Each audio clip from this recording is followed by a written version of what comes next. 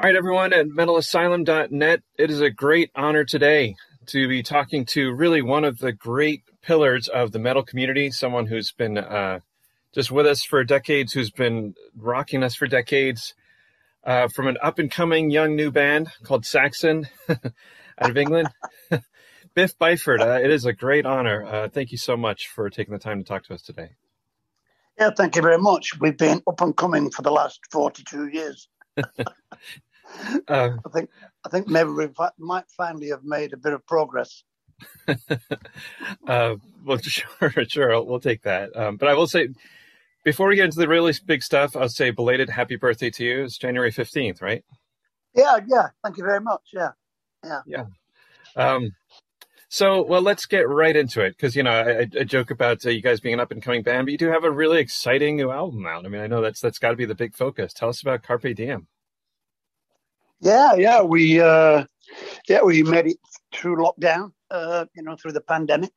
So it came through with a lot of adversity and struggles, So I think the album, I think it's really positive, lots of energy. So yeah, I'm really liking it. I agree. I've heard it and the advanced copy, and I think it's really a rock solid Saxon album. My congratulations on it. I'll throw you. I'm excited about Remember the Fallen. I think you guys took maybe a bold stance or a bold chance with those lyrics. Can you talk a little bit about that tune in particular? I didn't know whether to do that or not, really. It was the last song I wrote, and I was like, should I do a song about like COVID? And I thought, yeah, I'll give it a go. I don't want to be too specific with the verses, but I'd like to do a song about remembering the people that have died from COVID, frontline people or just family and friends. So I think we're able to do that in our genre, in heavy metal. But people seem to like the song, so I suppose it's very topical still around the planet. And I tend not to write too topical lyrics. I tend to write more in history, but it's been around for two years now, so I suppose in a way it is quite historic. Yeah, that's well said. And I did. I guess I would make that observation too. I think it's in line, even though it is more current than your usual historic stuff. But yeah, I think it fits, in my opinion. Yeah, and also you got to take a bit of a risk with music. It's not all about playing it safe all the time. So, I thought I'll write the lyrics and see how it sounds. And it sounds quite a lot like an early Saxon song. Actually, it could have been on Denim and Leather or something like that.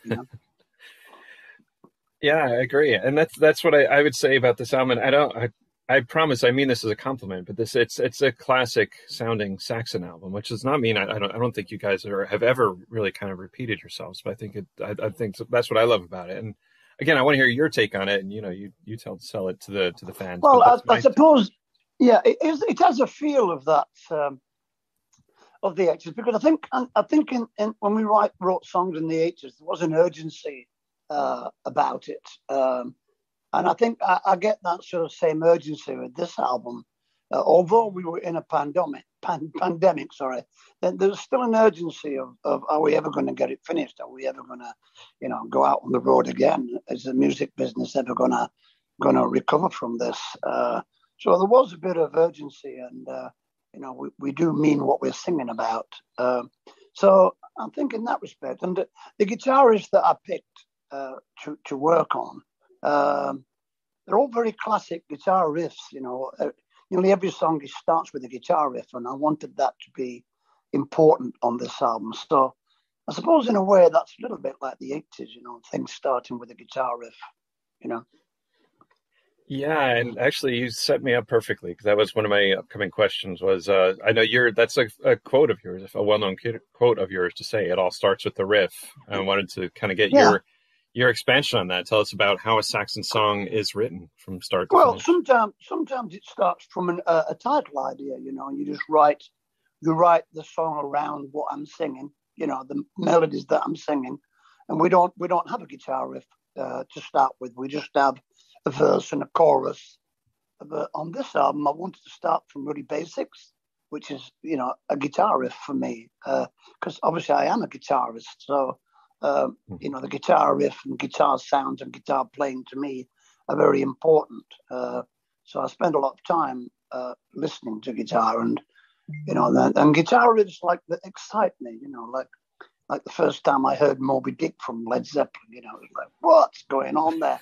So, and I wanted that sort of type of thing on the album, starting with a great riff. I want people to go, whoa, that's a killer riff, and then after that comes the killer song, So, so maybe we'll write some more albums like that. It's really good fun. Yeah, I look forward to it. Absolutely. And so, you guys are famously have had a couple of different eras of the band. And I think, to me, I think that's a sign of a great artist. You look at David Bowie, someone who who's always reinventing himself. So I feel like that's true of Saxon. Do you look back now on the different eras, and you have any comments or favorites, or even the ones that you feel may have gone astray? Yeah, we had the early 80s and the late 80s, obviously, which were probably our biggest, trying to do other things and using different producers and trying to expand a little bit. I don't really think people like that about Saxon too much after sort of Crusader time, 80, 84. We moved around a little bit and tried different things. But yeah, I think the next era that would be important would be the sort of 99, the 2000s, the millennials basically. I think we really came back strong then with our writing and the chemistry of the band as well. So I think that was important. I mean, we did have quite a good time in the 90s through the grunge period. We wrote things like Solid Ball of Rock and some quite big albums, but I think we've been very consistent since 1999, actually. Yeah, I would agree with that as well. I think some really great stuff in the 90s. The Unleash the Beast record is it's a personal favorite. I'm agreeing. But so along those lines, I think, Saxon has absolutely always been one of the standard bearers, one of the bands that has flown the flag about heavy metal in general. Is that an accurate statement that you were maybe one of the first to really start singing, like the song Denim and Leather? It's one of the first songs I can think of where you're really singing directly about the heavy metal world and community.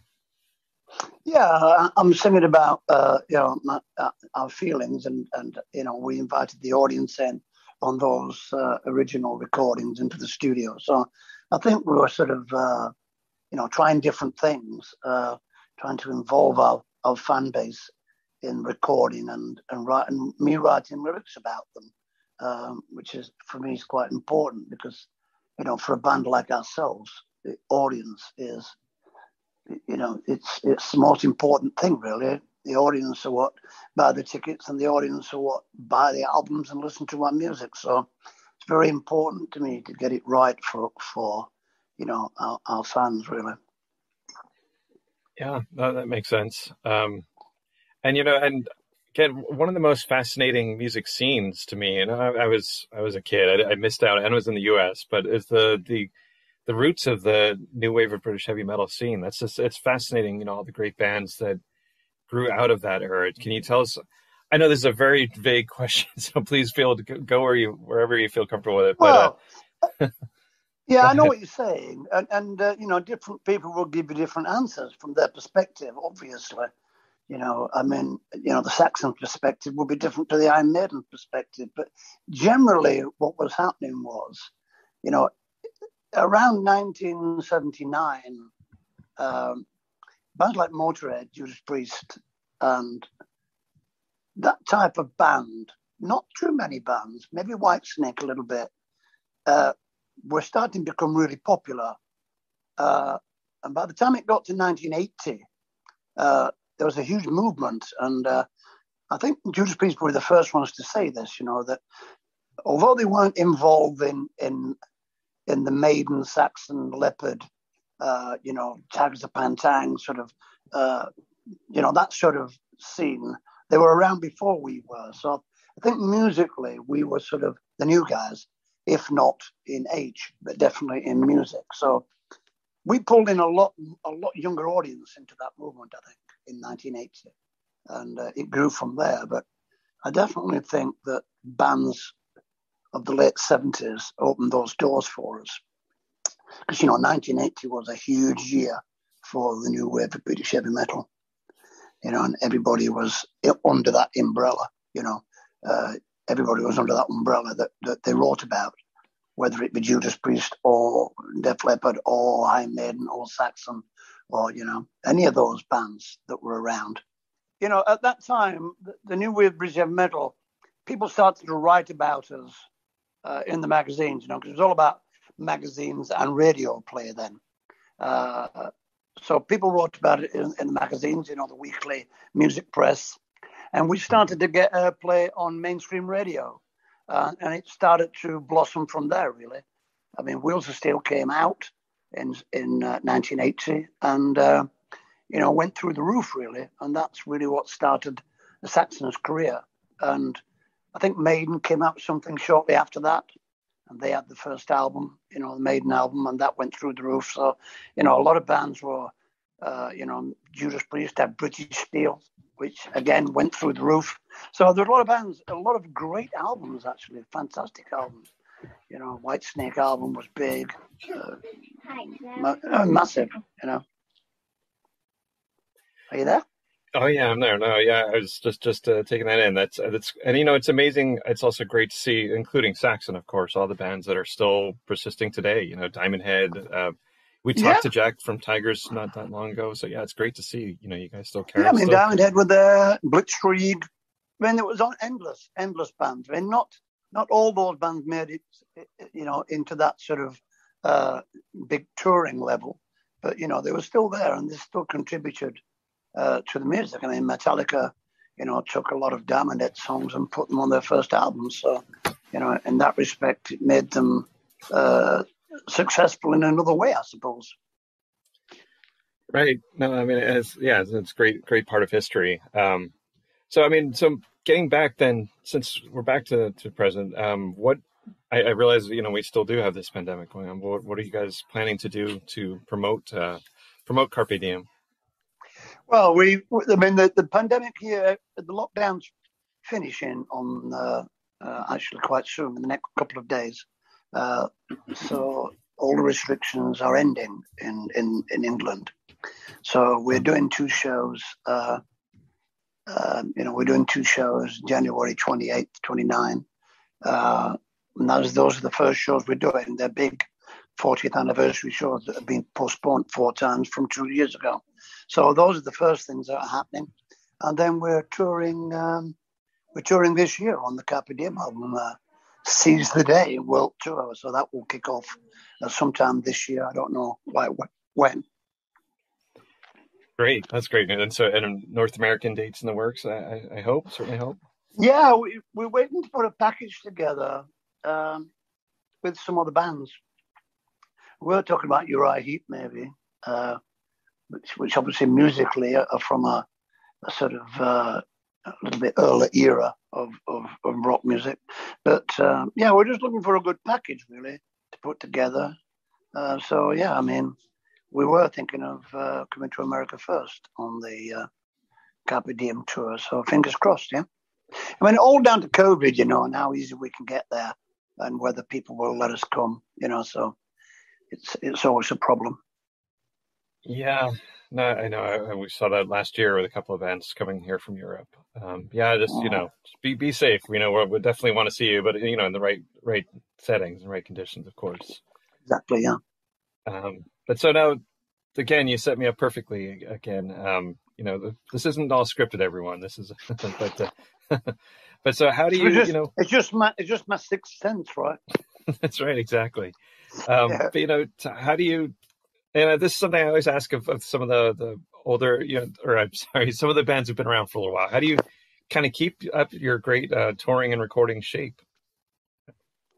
Well, the thing is, we were we're a big touring band. We play a lot live.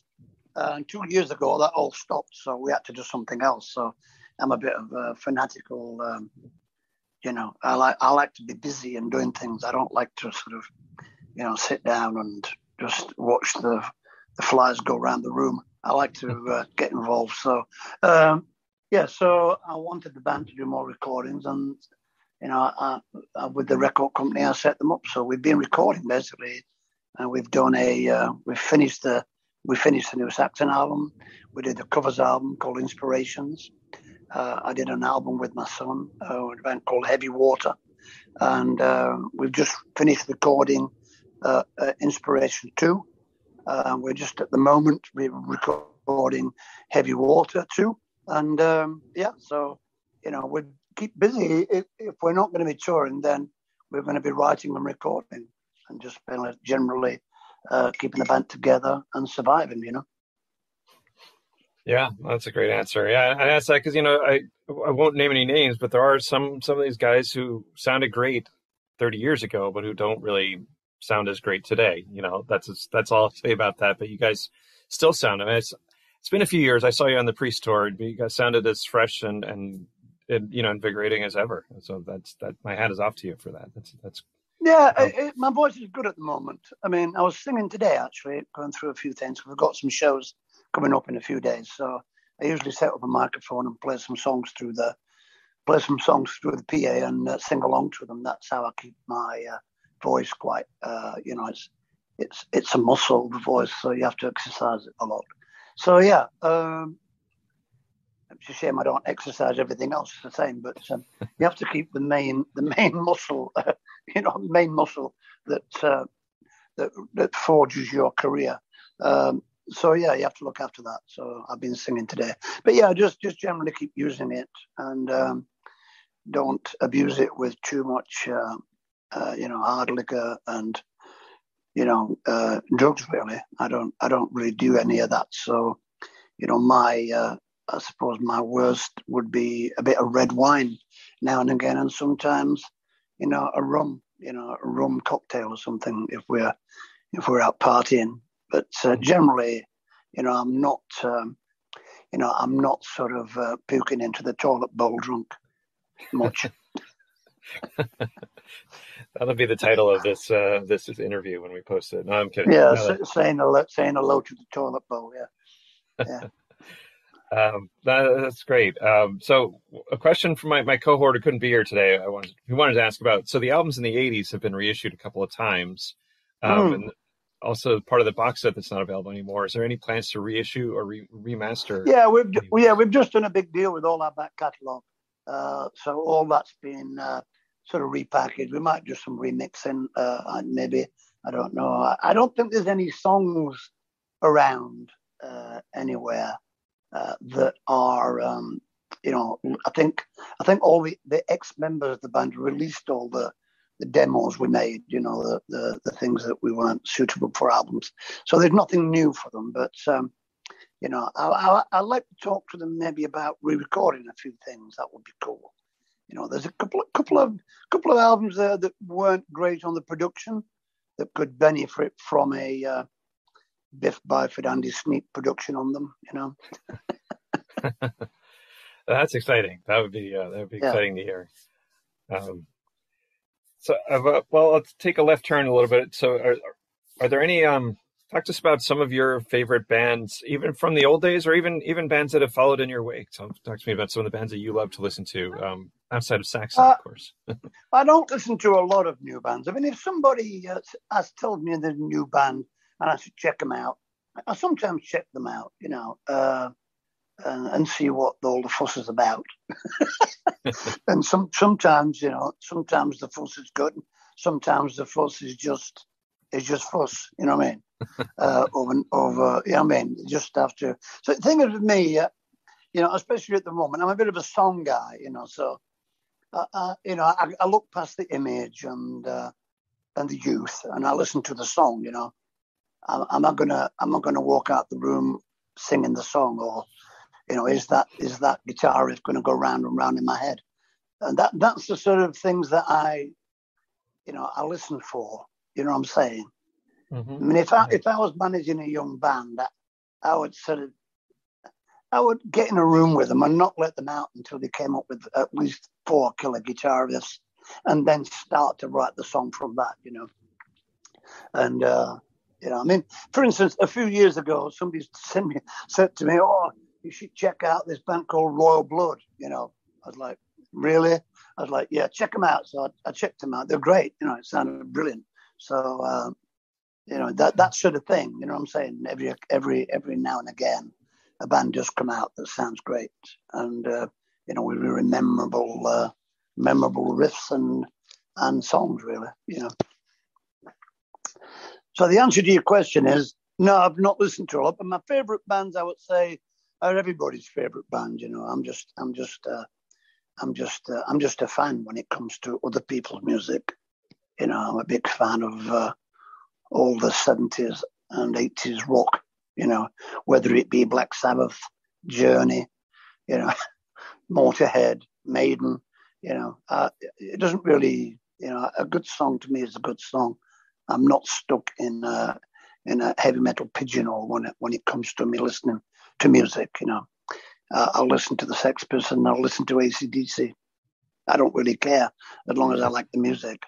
Yeah, no, I agree. Great answer. And now, obviously, now you must have heard countless bands where you hear them and you go, "Hey, these bands are definitely influenced by Saxon." How do you react to that, or even the bands that come up to you and tell you how much what an impact you had on their careers? Well, we've had a lot of that going on, actually. Not so much in the 80s. I think it's later on when these things come out. I mean, we've had lots of bands come up and say they were influenced by us or influenced by the early 80s stuff. But Metallica obviously said we influenced them a lot. Pantera, I mean, Dimebag came up to us a couple of times when he was alive. Said he was, we were a massive influence on their music. And Phil the singer, different bands really. Megadeth guys. I mean, I think we influenced a lot of American bands that sort of came out around, the sort of 83, 84 Motley Crue, used to come see us when we played in Los Angeles. So, Rat, Poison. I think all those bands were influenced by what was happening in the early 80s with Saxon, Motorhead, Iron Maiden, definitely. Yeah, I agree. And if you want my 2 cents on it, I think or 2 pence. I think it's the riff. Saxon was always such a riff heavy band, and so you look at early Motley Crue and these bands that I think they all learned a lot from you guys, and that's not a question. That's just my comment. Yeah, definitely. There's quite a few Saxon style riffs on the first Motley Crue album, but that's cool. I like it. I like it. It's not. They're not rip-offs. They're influencers. There's a difference. And it's just the way we played the guitar riffs and the way the guitar sounds were recorded. That was a big influence on people. It's quite raw, quite a raw sound, those early sounds. And, we were playing to 10, 12,000 people a night. So, people were impressed, and then people were like, whoa, what's going on there? You know what I'm saying? We've not got anything like that in America. So I thought a lot of young American musicians and singers were influenced. Skid Row, another band that told us we influenced them a lot. Wow, that's great, and a really diverse, array of bands. You talked about thrash bands and more glam bands. That's great. I just think the whole movement, that new wave of British heavy metal, went around the world.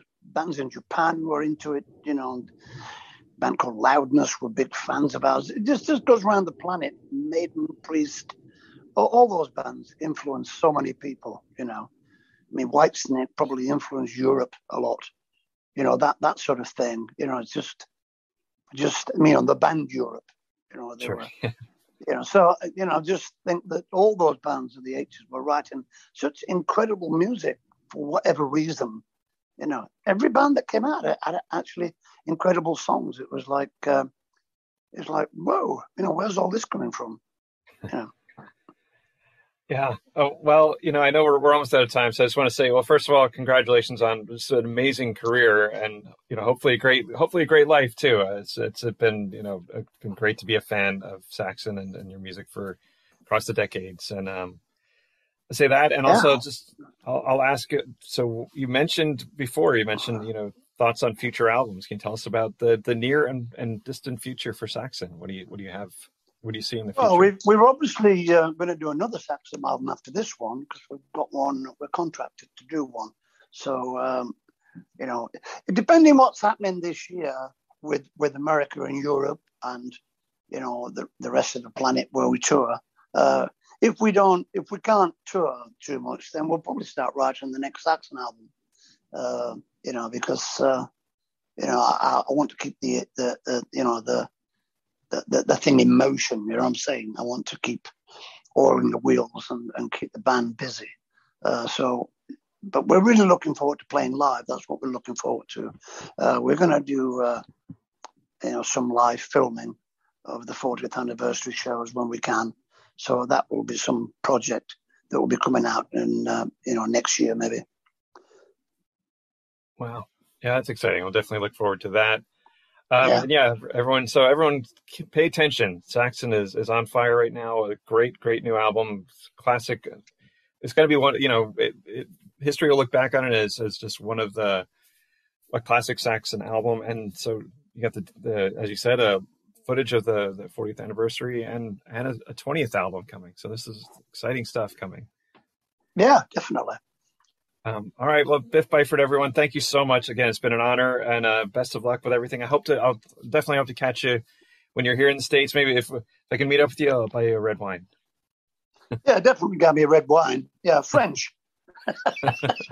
Sounds good. It's dear. French wine is dearer in California than California wine, so you got to buy me a French wine. Okay, cool. Good to talk to everybody, and keep the faith and seize the day, as they say.